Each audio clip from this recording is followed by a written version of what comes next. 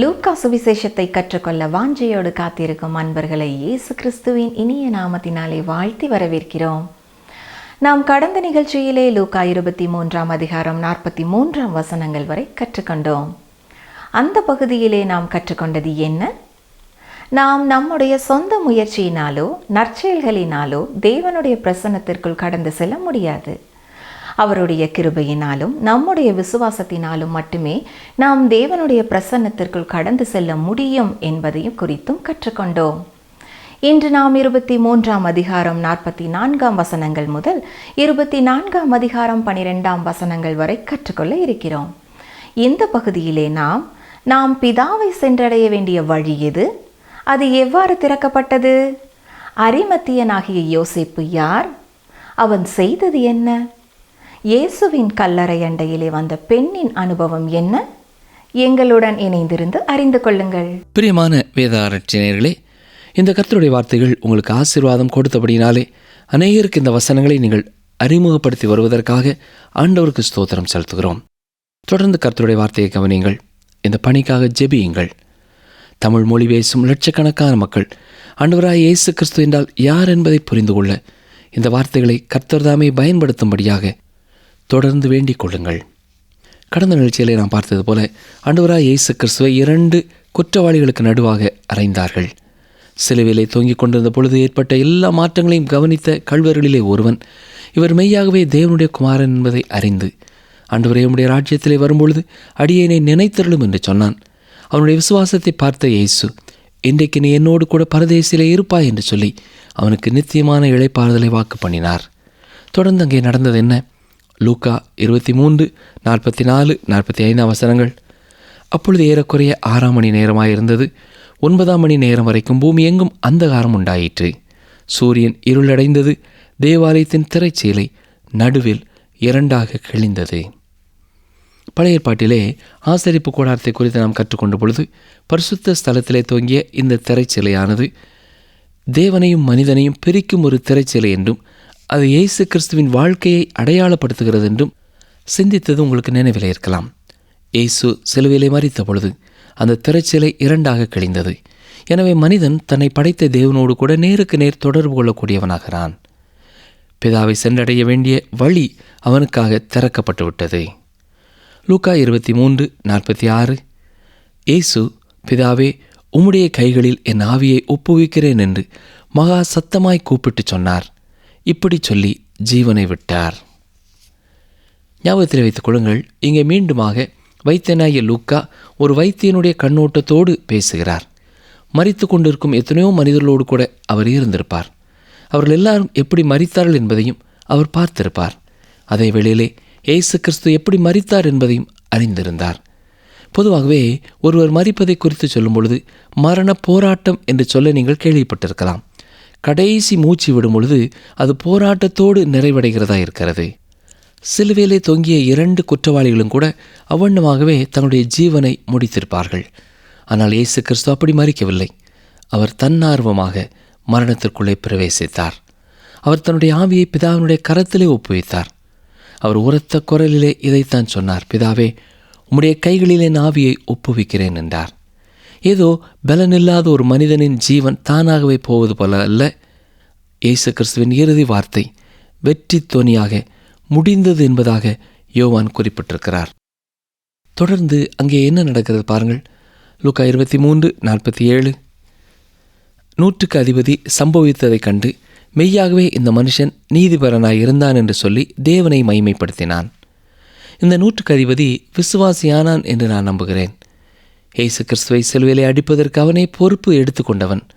சிலுவை அடிவாரத்திலே நின்ற அவன் இயேசு கிறிஸ்துவை நோக்கி பார்த்து கொண்டிருக்கிறான்.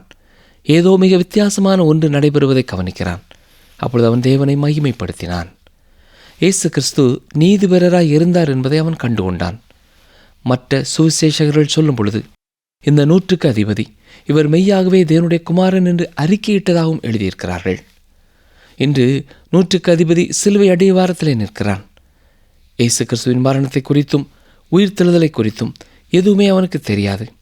எந்த வேத சாஸ்திரத்தையும் அவன் கற்றதில்லை. எதுவுமே அறியாத ஒரு சூழ்நிலையிலேயும் அவனுடைய உள்ளத்திலே எழுந்த விசுவாசத்திற்கு ஏற்ற வார்த்தைகளை அவன் அறிக்கை செய்தான். லூக்கா 23:48. இந்த காட்சியை பார்க்கும்படி கூடி வந்திருந்த ஜனங்கள் எல்லாரும் சம்பவித்தவைகளை பார்த்த பொழுது தங்கள் மார்பில் அடித்து கொண்டு திரும்பி போனார்கள். இயேசு கிறிஸ்துவின் மரண நேரத்திலே எல்லாரும் கவனிக்கக்கூடிய ஒரு பயங்கரமான சூழ்நிலை ஏற்பட்டிருந்தது. இயேசு கிறிஸ்துவின் மரணத்தை குறித்து எந்த ஒரு சுவிசேஷ எழுத்தாளர்களும் விவரமாக எழுதவில்லை. அந்த சிலுவை மரணம் பார்க்க மிகவும் கொடூரமான ஒன்றாயிருந்தபடினாலே பரிசுத்த ஆவியானவர் அதை குறித்து எழுதாதபடி ஒரு திரையை விரித்தார் என்று சொல்லலாம். நம்முடைய ஆர்வத்தை திருப்திப்படுத்தக்கூடிய எந்த ஒரு காரியமும் அங்கே இல்லை. சிலுவையிலே என்ன நடந்தது என்பதை மனுக்குலம் அறிய முடியாது. எப்படி கெத்செமனே தோட்டத்திலே உண்மையிலே என்ன நடந்தது என்பதை நாம் அறிந்து கொள்ள முடியாதோ, அதே போலவே சிலுவையிலேயும் இயேசுவின் மரண நேரத்திலே நடைபெற்றது என்ன என்பதை முழுமையாக நாம் அறிந்து கொள்ள முடியாது. ஒரே ஒரு காரியத்தை தான் நாம் புரிந்து கொள்ள முடியும். அங்கே சிலுவையிலே மரித்த இயேசு கிறிஸ்து நமக்காக மரித்தார் என்பதை மட்டும் நாம் புரிந்து கொள்ள முடியும், விசுவாசிக்க முடியும். லூக்கா 23:49.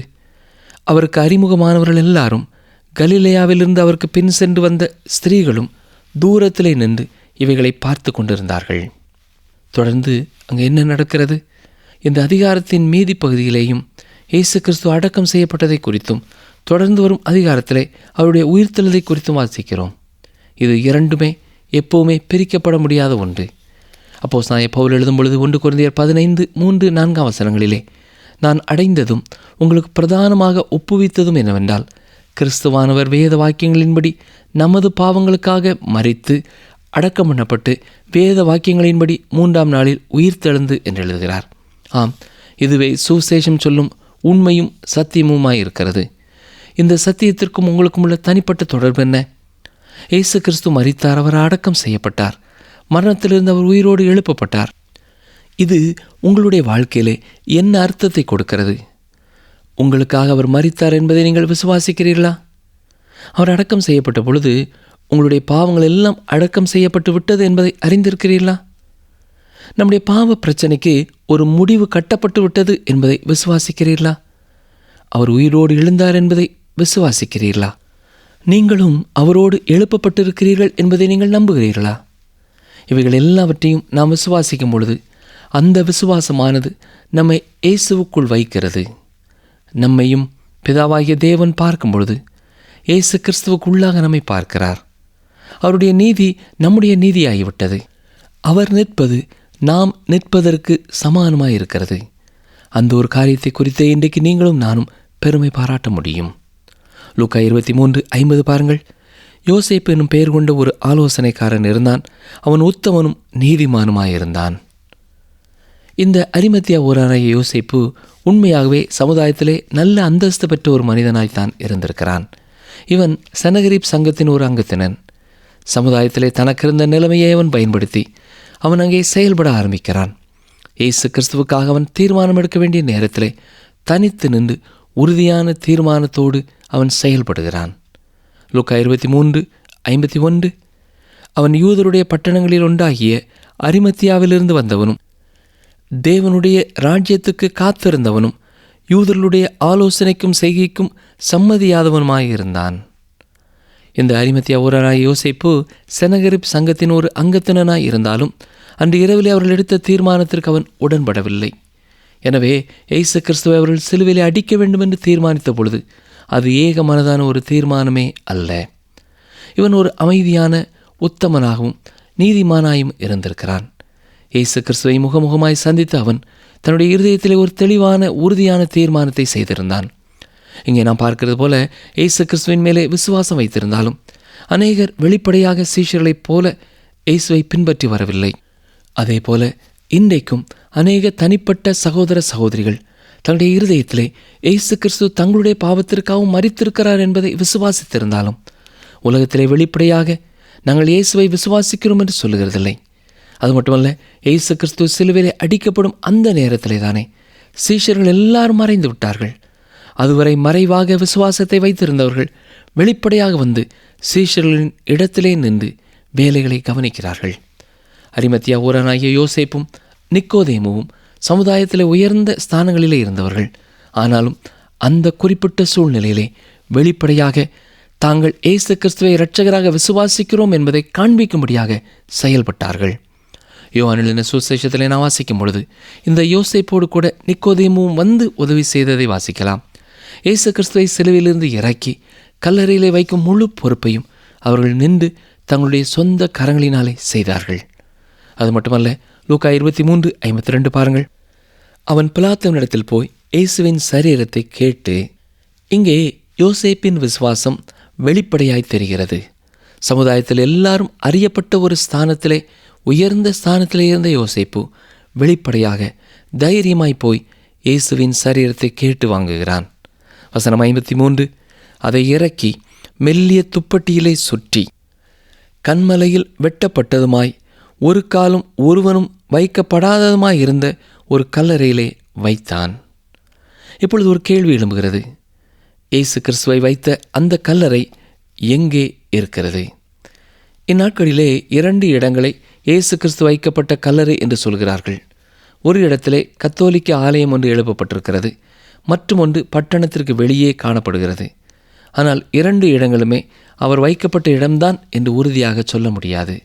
ஏனென்றால் இயேசு கிறிஸ்துவையும் அவரையும் பின்பற்றி வந்தவர்களையும் வெறுத்தவர்கள் அவரை குறித்த எல்லா தடயங்களையும் அகற்றிவிட்டார்கள். அதற்கு பின்பு கிறிஸ்துவுக்கு பின் 70வது ஆண்டிலே தீத்தராயன் எருசலேமிற்கு வந்தபொழுது எருசலேம் பட்டணம் முழுமையையும் அவன் அழித்தான். தோட்டத்தில் இருக்கும் அந்த கல்லறையானது எப்படியோ அழிவிற்கு தப்பி இருக்கிறது. கல்லறை போன்ற காரியங்களை ஒரு நினைவு சின்னமாக தேவன் பூமியிலே வைக்க வேண்டியதில்லை. ஏனென்றால் இயேசு கிறிஸ்துவை தொழுது ஆராதிப்பதற்கு பதிலாக கல்லறையை மக்கள் தொழுது ஆராதித்துவிட வாய்ப்பு இருக்கிறது.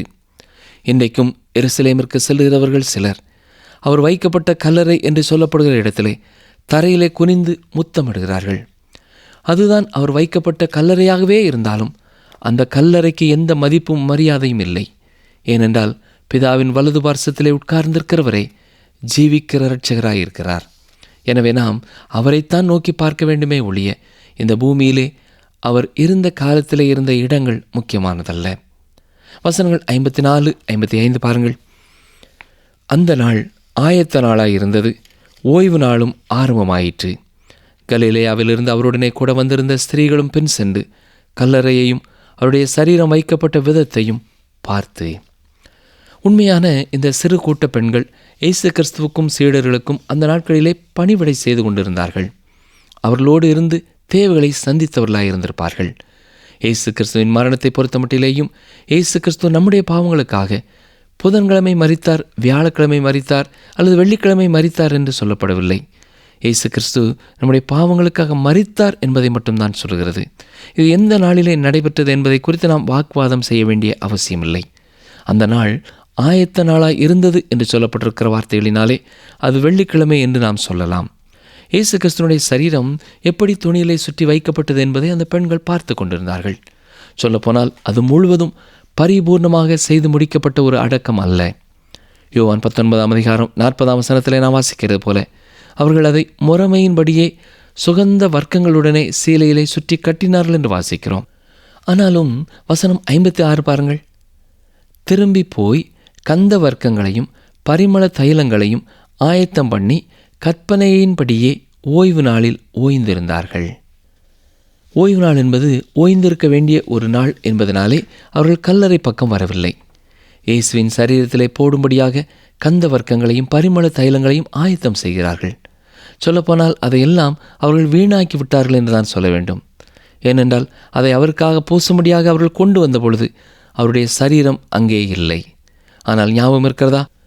பெத்தானியாவிலே மரியாள் இயேசுவின் சரீரத்திலே பரிமள தைலத்தை ஊற்றினாள். அவர் உயிரோடு இருக்கும் பொழுதே அதை அவள் செய்தாள். எனவே அவள் அதை வீணாக்கவில்லை. ஆனால் இங்கே இந்த பெண்கள் ஆயத்தம் செய்த எல்லா பொருட்களும் வீணாய் போய்விட்டது. இந்த செய்தியோடு கூட லூக்கா 23 நிறைவடைகிறது. 24 நாம் கடந்து செல்வோமா? லூக்கா 24 1 வாரத்தின் 1 நாள் அதிகாலையிலே தாங்கள் ஆயத்தம் பண்ணின கந்த வர்க்கங்களை அவர்கள் எடுத்துக்கொண்டு வேறு சில ஸ்திரீகளோடும் கூட கல்லறையினிடத்தில் வந்தார்கள்.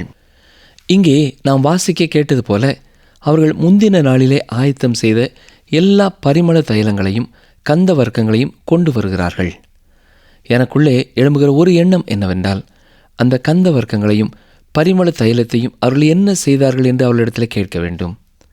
யோவான் 12:5 நான் வாசிக்கிறது போல, மரியாள் இயேசுவின் சரீரத்திலே பரிமள தைலத்தை பூசிய பொழுது அவள் குற்றம் சாட்டப்பட்டாள். அதை அவள் வீணாக்குவதாக குற்றம் சாட்டினார்கள். ஆனால் உண்மையில் அவளுடைய தைலமானது வீணாக்கப்படவில்லை. ஆனால் இப்பொழுது கல்லறையிடத்திலே கொண்டு வரப்பட்டிருக்கிற இந்த கந்த வர்க்கங்கள் தான் வீணாய் போய்விட்டது. இயேசு கிறிஸ்துவின் உயிர்த்தெழுதலை அறிந்த அந்த பெண்கள் உற்சாகத்திலே அவைகள் எல்லாவற்றையும் கல்லறையிலேயே விட்டு வந்திருப்பார்கள் என்று தான் நான் நினைக்கிறேன். வசனம் 2, கல்லறையை அடைத்திருந்த கல் புரட்டி தள்ளப்பட்டிருக்கிறதை கண்டு. இயேசு கிறிஸ்து கல்லறையின் உள்ளிருந்து வெளியே வருவதற்காக அடைக்கப்பட்டிருந்த கல் உருட்டி தள்ளப்படவில்லை. இவர்கள் உள்ளே சென்று உண்மையை பார்ப்பதற்காகவே கல் தள்ளப்பட்டிருந்தது.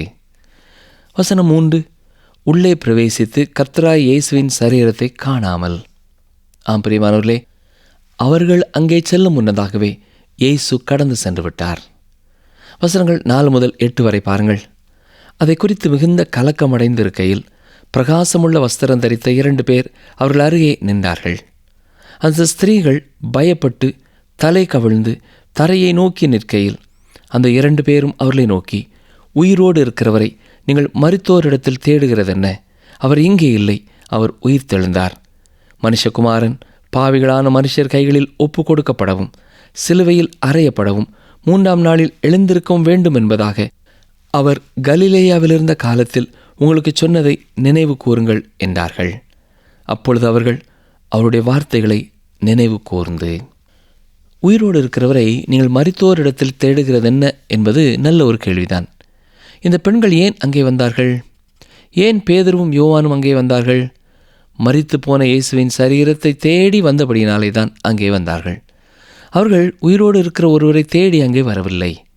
இயேசு கிறிஸ்து மரித்தோரிலிருந்து உயிரோடு எழும்புவார் என்பதை அந்த நேரத்திலே அவர்கள் விசுவாசிக்கவில்லை. சுவிசேஷங்களிலே சொல்லப்பட்டிருக்கிற இயேசு கிறிஸ்துவின் உயிர்த்தெழுதலை குறித்த நிகழ்ச்சிகள் ஒன்றுக்கொன்று முரணாய் இருக்கிறது என்று சிலர் சொல்வார்கள். ஆனால் நீங்கள் கூர்ந்து நன்றாய் கற்றுக்கொள்வீர்கள் என்றால் அதில் எந்த விதமான முரண்பாடும் இல்லை. ஒவ்வொரு சுவிசேஷகர்களும் உயிர்த்தெழுதலின் ஒவ்வொரு அம்சங்களை முக்கியத்துவப்படுத்தி எழுதியிருக்கிறார்கள்.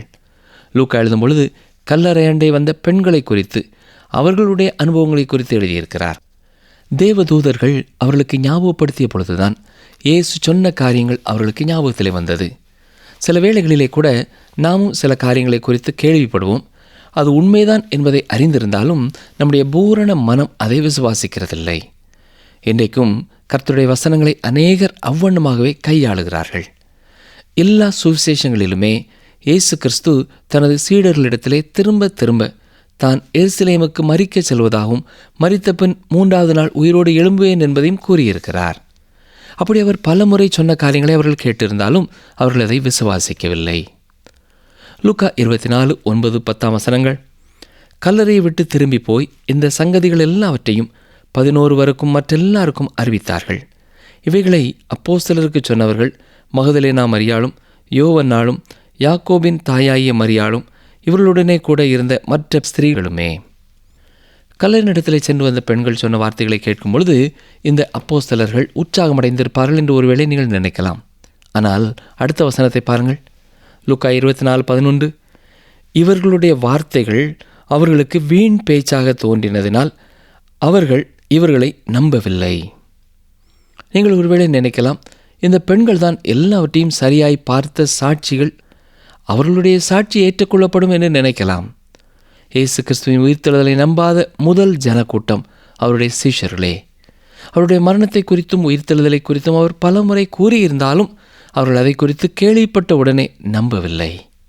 வசனம் 12 பேதுருவோ எழுந்திருந்து கல்லறையின் இடத்திற்கு ஓடி அதற்குள்ளே குனிந்து பார்க்கையில் சீலைகளை தனிப்பட வைத்திருக்கிறதை கண்டு சம்பவித்ததை குறித்து தன்னில் ஆச்சரியப்பட்டு கொண்டு போனான். என்னதான் நடந்திருக்கும் என்பதை குறித்த ஒரு தீர்மானத்தை மனதிலே எடுக்கும் முன்னதாக பேதுரு எல்லாவற்றையும் தன்னுடைய மனதிலே பதித்து கொள்ள வேண்டியவராயிருந்தார். யோவானைப் போலவோ மற்ற சீடர்களைப் போலவோ பேதுரு மனதிலே கூர்மையான ஒருவர் என்று சொல்ல முடியாது. யோவான் தனது சுவிசேஷத்திலே சொல்லும் பொழுது தான் கல்லறையினிடத்திற்கு சென்றதையும் அதை கண்டபொழுது அவருடைய உயிர்த்தெழுதலை விசுவாசித்ததாகவும் எழுதியிருக்கிறார். எல்லாவற்றையும் பார்த்தவுடனேயே யோவான் விசுவாசத்திற்குள்ளே கடந்து வந்தார். ஆனால் பேதுரு அதை குறித்து சற்று நிதானமாய் சிந்தனை செய்து அதை விசுவாசிக்க வேண்டியவராய் இருந்தார். அருமையான சகோதரனை சகோதரியே, இன்றைக்கும் இயேசு கிறிஸ்துவை குறித்து கேள்விப்படுகிற அநேகருடைய வாழ்க்கையிலே இப்படிப்பட்ட வித்தியாசத்தை நாம் காணக்கூடியவர்களாக இருக்கிறோம். சிலர் உடனடியாகவே இயேசு கிறிஸ்து என்னுடைய பாவத்திற்காக மரித்தார், உயிரோடு எழுந்தார் என்று விசுவாசிக்கிறார்கள். இன்னும் சிலர் இயேசு கிறிஸ்துவின் உயிர்த்தெழுதலை குறித்தும் அவருடைய இரட்சிப்பை குறித்தும் எத்தனையோ முறை கேட்டிருந்தாலும் விசுவாசிக்க முடியாதவர்களாக இருக்கிறார்கள். அருமையானவர்களே, இன்றைக்கு நம்முடைய இருதயத்திலே அவரை குறித்து என்ன நினைத்து கொண்டிருக்கிறோம்? இயேசு நம்முடைய பாவங்களுக்காக சிலுவையிலே மரித்தார் என்பதை நாம் விசுவாசிக்கிறவர்களாக இருக்கிறோமா? மரித்த அவர் உயிரோடு எழுந்தார் என்பதை விசுவாசிக்கிறோமா? அப்படி என்றால் ஆண்டவருக்கு ஸ்தோத்திரம். ஒருவேளை என்னை கேட்டுக்கொண்டிருக்கிற அருமையான சகோதரனே, நீங்கள் கிறிஸ்தவ குடும்பத்திலே பிறக்காத ஒருவராய் இருக்கலாம். ஆனால் இயேசு கிறிஸ்துவை குறித்து அறிந்து கொள்ள வேண்டுமென்ற விருப்பமுடைய ஒருவராய் இருக்கலாம். இயேசு கிறிஸ்து இந்த பூமியிலே வந்ததும் வாழ்ந்ததும் மரித்ததும் உயிரோடு எழுந்ததும் உண்மை என்று வேதம் மிக தெளிவாக சொல்கிறது. நீங்கள் தொடர்ந்து நிகழ்ச்சிகளை கேளுங்கள். வேத வசனங்களை நீங்கள் வாங்கி வாசித்து பாருங்கள். உலகத்தின் இரட்சகரான அவர் உங்கள் தனிப்பட்ட வாழ்க்கையின் இரட்சகராகவும் மாற முடியும். ஜெபம் செய்வோம். எங்களை அதிகமாக நேசிக்கிற எங்கள் அன்பின் பரம தந்தையே, நீர் எங்களுடைய பாவங்களுக்காக தண்டனையை ஏற்றுக்கொள்ள முடியாய் இயேசு கிறிஸ்துவை இந்த உலகத்திலே அனுப்பினதற்காக உமக்கு நன்றி செலுத்துகிறோம். இயேசு கிறிஸ்து மரணத்தை சந்தித்து உயிரோடு எழுந்ததை நாங்கள் விசுவாசிக்கிறோம் ஐயா. இதை கேட்டுக்கொண்டிருக்கிற யாராவது விசுவாசிக்க முடியாதவர்களாய் காணப்படுவார்கள் என்றால், நீர் அவர்களுக்கு உடைய பரிசுத்த ஆவியின் துணையோடு இயேசு கிறிஸ்துவின் மரணத்தையும் உயிர்த்தெழுதலையும் புரிந்து கொள்ளும் கிருபையை தர வேண்டும் என்று ஜெபிக்கிறோம். இதை கேட்டுக்கொண்டிருக்கிற ஒவ்வொருடைய வாழ்க்கையிலேயும் இயேசு வந்தார், மரித்தார், உயிர்த்தார் என்பதை சரித்திர நிகழ்ச்சியாக மட்டும் விசுவாசியாதபடி தங்கள் தனிப்பட்ட வாழ்க்கையின் ரட்சிப்பிற்கு ஏதுவான விசுவாசத்திற்குள்ளே கடந்து வர நீர் உதவி செய்ய வேண்டும் என்று கெஞ்சுகிறோம். அநேகர் இயேசு கிறிஸ்துவை அறிந்து கொள்ள வேண்டும் என்ற பாரத்தோடு ஊழியம் செய்கிற ஒவ்வொரு ஊழியக்காரர்களுக்காகவும் உமக்கு நன்றி செலுத்துகிறோம். சிறுவர் மத்தியிலே, வாலிபர் மத்தியிலே, கிராமங்களிலே ஊழியம் செய்கிற ஒவ்வொருவரும், இன்னும் பல்வேறு ஊடகங்களை பயன்படுத்தி இயேசுவே இரட்சகர் என்பதை அறிவிக்கிற ஒவ்வொருவருடைய முயற்சியிலும் கர்த்தர் ஆசீர்வாதங்களை கட்டளையிட்டு இந்த காலங்களிலே, இந்த நாட்களிலே இயேசு கிறிஸ்துவின் மரணத்தையும் உயிர்த்தெழுதலையும் விசுவாசிக்க அறிவிக்கிற ஒவ்வொருவருடைய முயற்சியிலும் கர்த்தர் ஆசீர்வாதங்களை கட்டளையிடும். இந்த காலங்களிலே அநேகர் இயேசு கிறிஸ்துவின் மரணத்தையும் உயிர்த்தெழுதலையும் விசுவாசிக்கிறவர்களாக மாற ஒரு உயிர் மீட்சியை கட்டளையிட வேண்டும் என்று சொல்லி நாங்கள் ஜெபிக்கிறோம். எங்கள் ஜெபத்தை நீர் கேட்டதற்காக உமக்கு நன்றி ஐயா. வசனங்களை கேட்ட ஒவ்வொரு குடும்பங்களையும் நீர் ஆசீர்வதியும். யார் யாருக்கு எப்படிப்பட்ட ஆழமான விசுவாசம் தேவையோ அவற்றை நீர் கொடுக்க வேண்டும் என்று சொல்லி நாங்கள் ஜெபிக்கிறோம். இயேசு இரட்சகரின் நாமத்தினாலே மனத்தாழ்மையோடு வேண்டிக் கொள்கிறோம் பிதாவே, ஆமேன். அன்பர்களே, இந்த நாளின் சத்தியங்கள் உங்கள் ஆவிக்குரிய வாழ்க்கைக்கு பிரயோஜனமுள்ளதாக இருந்திருக்கும் என்று நம்புகிறோம். இந்த நாளிலும் நாம் கற்றுக்கொண்ட சத்தியங்கள் என்ன என்பதை சற்று திரும்பி பார்ப்போமா? இயேசு கிறிஸ்துவின் இறுதி வார்த்தை ஒரு வெற்றி துணியாக முடிந்தது. சிலுவையிலே மரித்த இயேசு நமக்காக மரித்தார் என்பதை நாம் புரிந்து கொள்ள வேண்டும். இயேசு கிறிஸ்துவின் மரணத்தையும் உயிர்த்தெழுதலையும் நாம் விசுவாசிக்கும் பொழுது அந்த விசுவாசம் நம்மை இயேசுவுக்குள் வைக்கிறது.